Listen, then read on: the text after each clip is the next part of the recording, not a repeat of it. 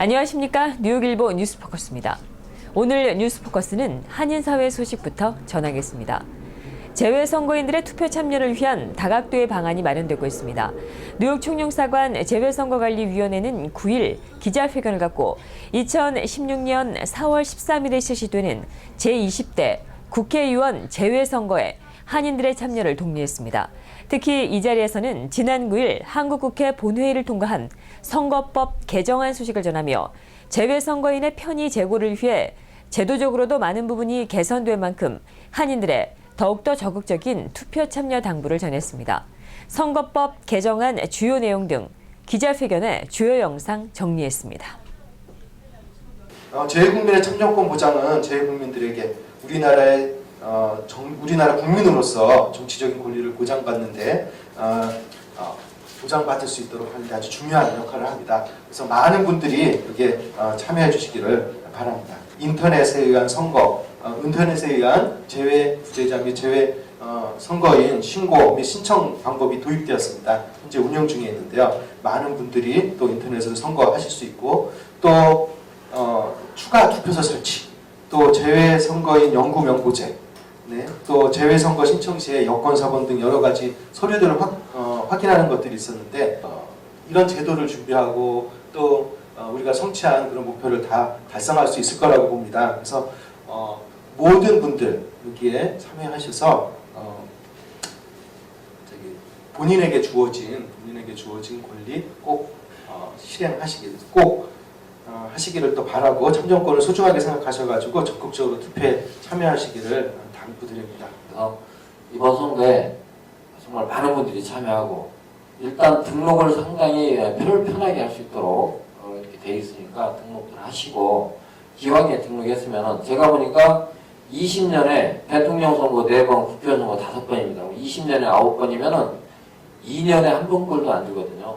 2년에 한 번 내가 참여함으로써 우리 2세, 3세들이 더 나은 환경에서 살 수 있는 정말 우리 한인 동포사회에서 수표율을 높일 수 있는 그 여러 가지 방법 중 하나가 우리가 그 주위에 가까운 분들한테 권해서 꼭 우리 참정권을 행사할 수 있는 이런 게 됐으면 좋겠고요. 또 하나는 이 선거가 지금 한국에서는 선거에 대해서 관심이 너무 없습니다만 우리 해외에 있는 동포들은 정말 깨끗하고 또 축제 분위기로 해서 우리 한 표를 이렇게 행사하는 것이 우리 앞으로 이 재외 동포들의 권위가 또한 그 책임과 또 우리 2세들에게 반드시 모범을 보여야 된다고 저는 생각합니다. 이게 법이 통과되면은 이제 여권번호만 아시면 바로 작성을 하실 수 있고 간편하게 또 신고 신청하실 수 있고 그 전에 인터넷으로 하시면은 물론 이제 여권이라든지 접수가 필요 없는데 이제 실제 방문해서 하시더라도 이제 접수가 필요 없으니까 상당히 편리해졌습니다. 그리고 이제 투표소 같은 게 추가로 말씀드리면 이제 2개가 추가로 늘어나는데 맨하탄을 포함해서 이제 2개를 늘릴 수 있는 여기까지 3개가 되겠죠.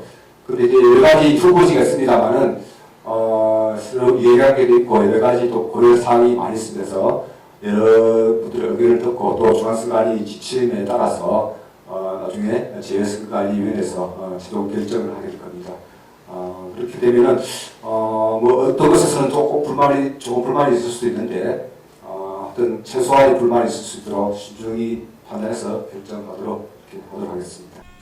한편 이날 기자회견에서는 뉴욕 총영사관 재외선거관리위원회, 미동부 미래포럼, 뉴욕 민주연합이 준법선거 실천 및 재외선거 참여 촉진 협약식을 갖고 재외국민의 투표 참여를 위해 상호 적극적으로 노력하기로 합의했습니다.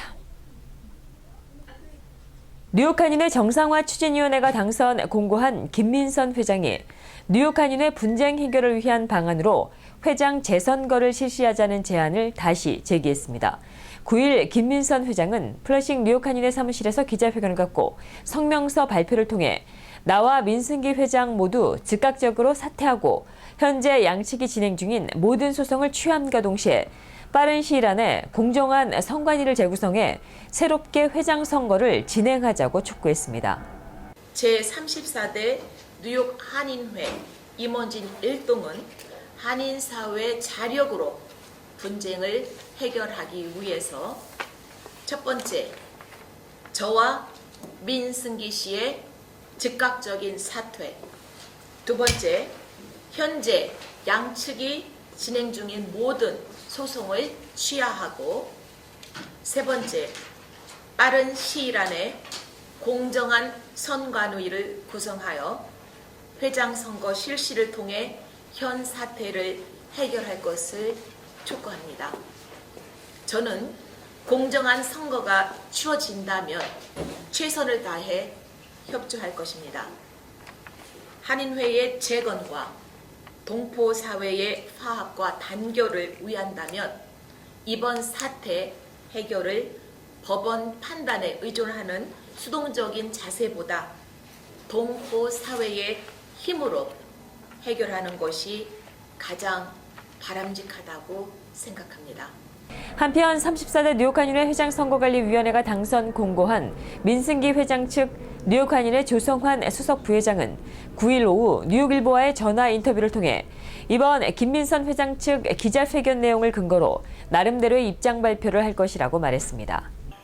오늘 그 기자회견 내용을 저희가 건네서 그 내용을 들었는데요. 어찌됐든 저희가 구체적인 내용은 언론에 보도가 돼서 그 공식화된 내용을 근간으로 해서 저희가 저희 나름대로의 또 입장을 발표할 것입니다. 근데 일단 그 뉴욕 한인회 민승기 회장님은 현재 혼자 결정하실 사안을 넘어서서 지금 그간 그 많은 시간 동안 같이 동고동락했던 모든 또 임원들이 있기 때문에 저희가 긴급하게 임원회의를 소집할 것이고, 그리고 그 기자회견 내용을 토대로 저희도 저희의 입장을 공식적으로 밝힐 계획을 가지고 있습니다. 그래서 빠르면 저희가 금주 내로 저희의 입장을 발표할 것이고, 그 발표에 앞서서 이미 이제 법정 그 판결을 위한 히어링 날짜가 잡혀 있는 가운데 어떤 여론을 이렇게 조성하려고 하는 좀 불순한 의도로 보여지기 때문에 저희가 좀 그 부분에 대해서 좀 애석하게 생각을 하고 있습니다. 김민선 회장은 9일 기자회견에서 이번 소송에 따른 재판일이 내년 1월 20일로 잡혔고 자신은 1월 20일 재판 결과에 항소하지 않고 승복할 것이며 민 회장도 재판 판결에 깨끗이 승복해달라고 요청했습니다. 한인사회와 뉴욕시 사이의 소통의 역할을 담당하겠습니다. 뉴욕 한인학부모협회가 한인사회 이슈에 보다 적극적으로 다가갑니다. 뉴욕 한인학부모협회는 9일 플러싱 한양마트 내에서 기자회견을 갖고 학부모협회는 앞으로 더욱더 능동적으로 한인사회의 주요 이슈에 대해 함께 고민하고 이를 해결해 나가는데 앞장서 나갈 것이라고 밝혔습니다. 학부모협회는 이번 달부터 매달 한 차례씩 한인사회에 필요한 새로운 다양한 이슈에 대해 플러싱 한양마트 내에서 한인들에게 직접 관련 정보를 전하게 됩니다. 우선 이달 12일 오전 10시부터 오후 3시까지 플러싱 한양마트에서 뉴욕시 아이디 신청을 위한 서류와 신청 절차 등 관련 상담과 정보를 제공합니다. 또 같은 날 난방과 온수 문제, 주거지 퇴거 위기, 수리 문제, 불법적인 비용 청구 등 세입자들의 주거권을 보호받을 수 있는 세입자 권리에 대해 홍보합니다. 마지막 달인 12월 12일 이번 토요일입니다. ID NIC 그 행사를 여기서 하게 됩니다. 그래서 시장실에서 그 이미그레이션 어페어에서 사람들이 나와서 ID 그 NIC를 만들 수 있는 그 어포인먼트 예약을 해드리게 됩니다. 만약에 본인이 직접 라이브러리나 가시게 되면 시간도 굉장히 많이 걸리고 그러는데 여기 오시면은 예약도 해드리고 필요한 서류가 뭔지 그렇게 다 알려드립니다.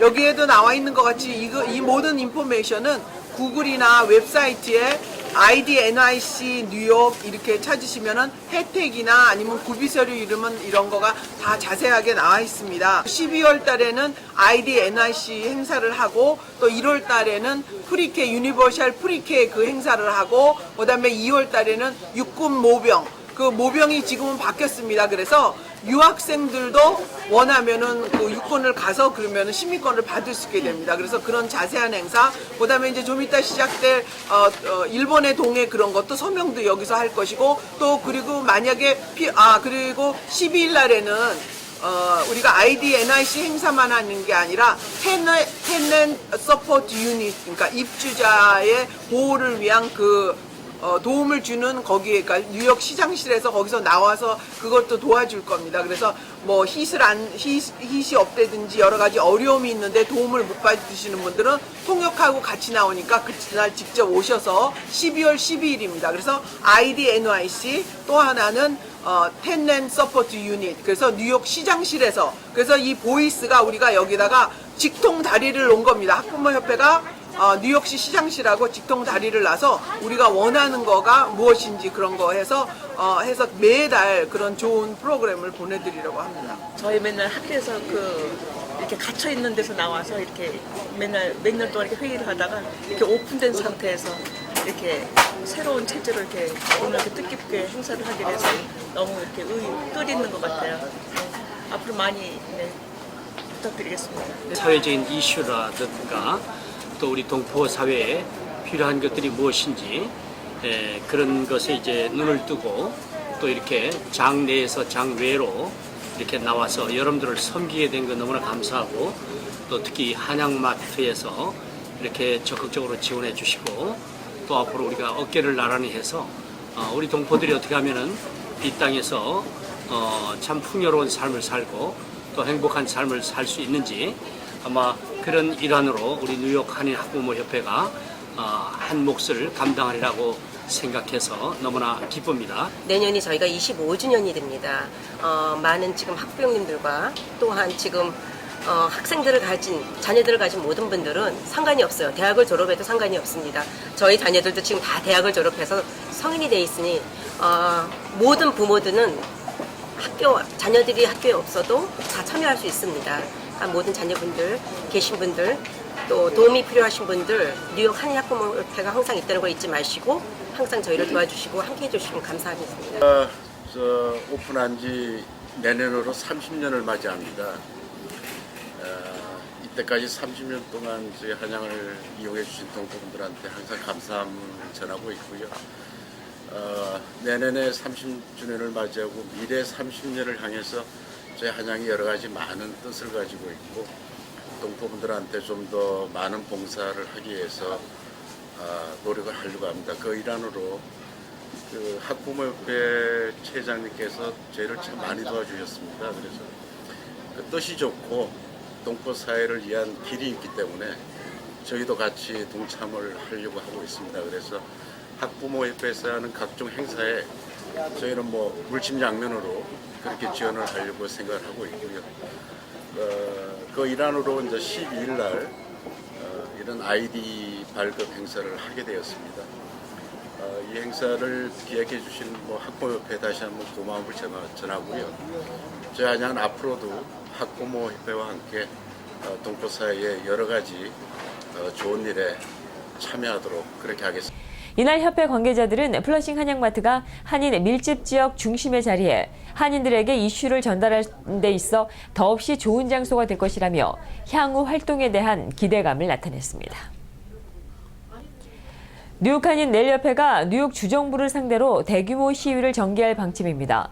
9일 뉴욕 한인 넬협회는 중국인 넬협회와 공동으로 추진한 뉴욕 주지사와 뉴욕 주정부 상대 네일살롱 임금 보증보험, 웨이즈본드의 구매 의무 철회 소송이 8일 뉴욕주 법원에서 기각됨에 따라 더 이상 법정 소송은 하지 않을 것이고, 앞으로 두 협회가 힘을 모아 공동 시위를 진행할 계획이라고 밝혔습니다. 동포사회, 또 중국 동포사회의 모든 분들이 참여하는 대규모 항의를 하려고 그러고요. 지금 상황에서는 저희가 그 규제를 지키려고 노력을 하는데도 불구하고 규제를 지킬 수 있는 시간을 좀 저희는 주기를 원하고 있는 거죠. 저희 내일업계에서는. 그렇지만 주정부에서는 단속을 계속 하고, 먼저 1차 단속에 이어서 지난주 금요일, 토요일, 어제까지 집중적인 단속이 이루어졌습니다. 업스테이트 뉴욕하고 웨체스터하고 롱아일랜드 지역에 집중적으로 이루어졌기 때문에 그게 이제 저희들이 피해가 상당히 우려가 되고 있습니다. 그래서 이제는 더 이상 저희가 물러날 길이 없기 때문에 저희의 목소리를 보여줄 수 있는 최소한의 방법이 주지사님 쪽에 가서 저희의 목소리를 낼 수 있는 상황밖에 되지 않았습니다. 그래서 저희가 그 데모 쪽으로 그 방향을 좀 잡고 추진 중에 있습니다. 한편 협회는 시위 시점을 내년 1월 달로 보고 이에 따른 준비 절차에 들어가며 시위는 알바니 뉴욕 주청사나 주지사 맨하튼 사무실에서 진행한다는 계획입니다. 앞서 기각 결정이 난 지난 8일 네일협회와 론김 뉴욕주 하원의원 등 한인사회 단체장들은 한자리에 모여서 이번 사태 해결을 위해 끝까지 주정부와 싸우겠다고 강조했고 이에 따른 한인사회의 적극적인 관심과 참여를 독려했었습니다. 네, 이어서 12월 10일자 미 주요 일간지 소식 전해드리겠습니다. 뉴욕타임즈 A26면에 난 소식 전해드립니다. 오바마 대통령은 수요일 의회 리더들과 민권 운동가들에 의해서 열린 노예제 폐지 개헌 150주년 행사에서 국민들에게 모든 종류의 편견을 버리고 미국의 평등에 대한 정신을 유지해달라고 요청했습니다. 이번 발언은 최근 공화당의 대선 주자인 도널드 트럼프가 반무슬림을 선동하고 있는 것에 반대하는 것으로 오바마 대통령은 편견과 싸우는 것은 단순히 민권에 관한 문제가 아닌 미국이라는 나라가 추구해왔던 것이며 이것이 실패하면 미국이 쌓아온 과거의 노력에 배신하는 것이라고 오바마 대통령은 말했습니다. 한편 오바마 대통령은 연설에서 도널드 트럼프를 직접 언급하지는 않았다고 뉴욕타임즈는 전했습니다. 백악관 측에서는 오바마 대통령은 연설에서 트럼프를 직접 겨냥한 것은 아니며 이 메시지는 수년 동안 대통령이 끊임없이 강조해오던 것이라는 입장을 전했습니다. 네, 다음은 뉴욕타임즈 B1면과 B8면에 전한 소식 드리겠습니다. 뉴욕타임즈는 비즈니스 1면과 8면에 월마트가 월마트페이로 불리는 모바일 페이먼트 비즈니스에 뛰어든다고 전했습니다. 월마트는 현재 스마트폰 앱과 통합되는 월마트페이를 이번 달 벤톤빌, 아크 주변의 홈마켓 스토어에 도입할 예정이며 내년도 초까지 미 전역 4,600개 매장에서 사용할 수 있을 것이라고 밝혔습니다. QR코드 기반의 월마트의 새로운 지불 시스템은 계산대를 더 빠르게 통과할 수 있게 하고 도매업자의 이커머스와 매장 내 쇼핑 경험을 연결하는 역할을 할 것으로 전망되고 있습니다. 월마트페이는 또 기존의 모바일 페이먼트 비즈니스에 뛰어든 애플이나 구글과 같이 사용자들과 직접 거래가 없는 선두주자들에게 신선한 도전을 줄 것이라고 밝혔습니다. 기존의 모바일 지불 수단은 상인들이 이를 도입하는 것이 하나의 장벽이 되었습니다. 월마트페이를 사용하기 위해서는 쇼핑객들은 먼저 월마트 앱을 다운로드하고 신용카드나 월마트 기프트카드와 같은 한 가지 지불 수단을 등록하며 사용할 수 있으며 2,200만의 월마트 앱 기존 유저들은 지불 수단 등록을 다시 할 필요 없이 월마트페이를 사용할 수 있다고 월마트 측은 밝혔습니다. 다음은 데일리 뉴스입니다. 콜로라도 스프링스의 미국 가족연맹의 3명의 직원을 총으로 쏴 살해한 로버트 디어의 사건이 다루어진 법정에서 범인 로버트 디어는 나는 아기들을 위한 전사라고 외쳤다고 데일리 뉴스가 사명과 오면에 전했습니다.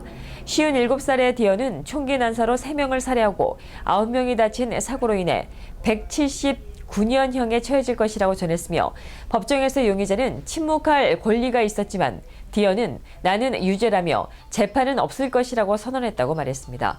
또한 디어는 미국 가족연맹이나 변호사는 공범이며 그들은 내가 진실을 밝히기를 원하지 않는다고 밝히며 변호사가 법정에서 사상자 리스트를 발표할 때 디어는 그날 낙퇴된 아기들의 리스트도 함께 올려달라고 요청했다고 말했습니다. 또한 클리닉에서 내가 본 것들을 알지 못할 것이라며 아이들에게 잔혹한 행위라고 말했습니다. 당국자는 디어는 1급 살인죄에 기소돼 평생 감옥에서 지내거나 사형에 처해질 가능성이 있다고 밝혔습니다. 다음은 뉴욕포스트 소식입니다. 뉴욕포스트는 캘리포니아 샌버나디노에서 발생한 총격 사건의 범인 사이드 페룩이 그의 아내를 만나기 전에 2012년 그의 이웃 친구들과 함께 지하도와 관련된 음모를 꾸민 적이 있었다는 사실이 수요일에 밝혀졌다는 소식을 6면에 보도하고 있습니다. 이슬람으로 개종한 페룩의 친구 엘리크 마르케즈는 당시 공격을 개시하기 위한 무기를 구입했고 이것은 페루카, 그의 아내 타시푼 말리기, 지난주 캘리포니아에서 14명을 사살할 당시에 사용했었던 무기와 같은 것이라고 전했습니다. CNN 보도에 따르면 특정 타겟을 겨냥한 것으로 무게가 실리고 있으며 아직 신원이 밝혀지지 않은 2명의 미국인 직원이 언급됐습니다. FBI 조사에 협조 중인 24살의 엘리크는 두려움을 느껴 2012년 음모는 실행되지 않았으며 지난주 대량 학살에 대해서는 사전에 아는 바가 없었다고 말했습니다. FBI는 또 지난 토요일 마르케스 집을 급습해 그를 인터뷰했고 현재까지 마르케스는 기소되지 않았다고 말했습니다. 뉴욕포스트 구면의 보도에 따르면 북한 김정은이 북한이 원자폭탄보다 훨씬 더 강력한 수소폭탄을 가지고 있다고 밝혔습니다. 운둔자의 왕국으로 불리는 북한 정부의 성명서에서는 김정은은 핵과 수소폭탄으로 나라의 독립과 존엄성을 지킬 수 있다고 말했다고 RT 뉴스 서비스는 전했습니다. 이번 성명서에는 북한이 수소폭탄을 실험했는지에 대해서는 밝히지 않고 있습니다. 서울대학교 평화통일연구소의 장영석 연구원은 북한이 핵폭탄을 소유하고 있는 숫자에 대해서는 밝힌 적은 없지만 수소폭탄에 대해서 언급한 것은 이번이 처음이라고 전했습니다. 또한 장영석 연구원은 북한이 이전에 실험했었던 것보다 더 많은 폭탄을 가지고 있는지는 의문이라고 덧붙였습니다. 이상으로 뉴스포커스를 모두 마치겠습니다. 시청해주신 여러분 고맙습니다.